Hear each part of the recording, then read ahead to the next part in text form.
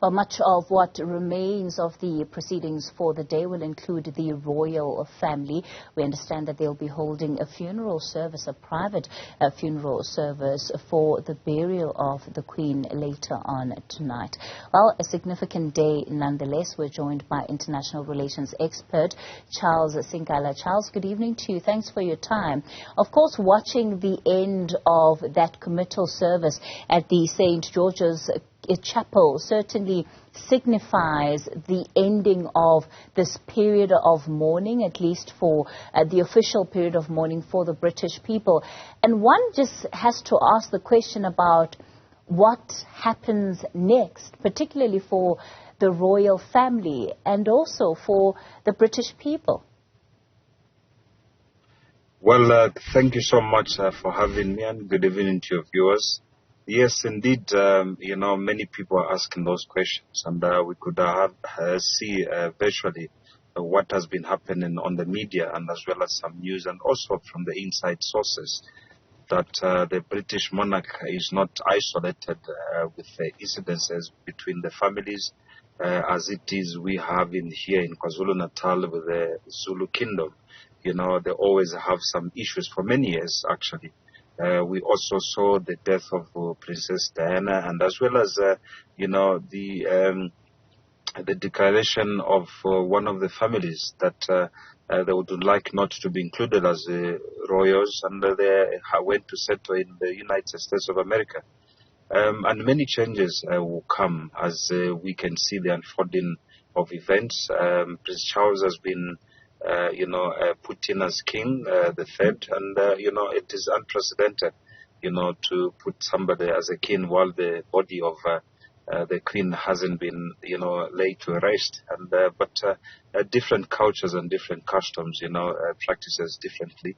But we anticipate a different dispensation and different generation, especially from where the Queen was head of state for 15 countries. While there may be a debate about the future of the monarchy, a day like this certainly deals with questions of its power.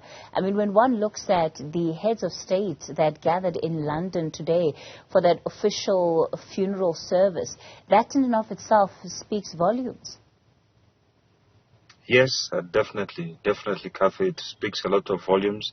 And I think, as we can see, the United Kingdom economy is crippling because of a larger extent of the taxpayers' money is taken to the monarch. It's estimated about 29 to 30% of the taxes are paid to the Queen, while it was paid to her monarch. But, if you look at that cost, it's a lot. And, many other people as well from the African continent as they reacted differently. Others, they wouldn't even want to mourn her, as they have said that she's never worked in her life. For 70 years after attaining the age of 26, she was coronated as the Queen of England and the Commonwealth countries, and she continued to celebrate at the expense of the poor people.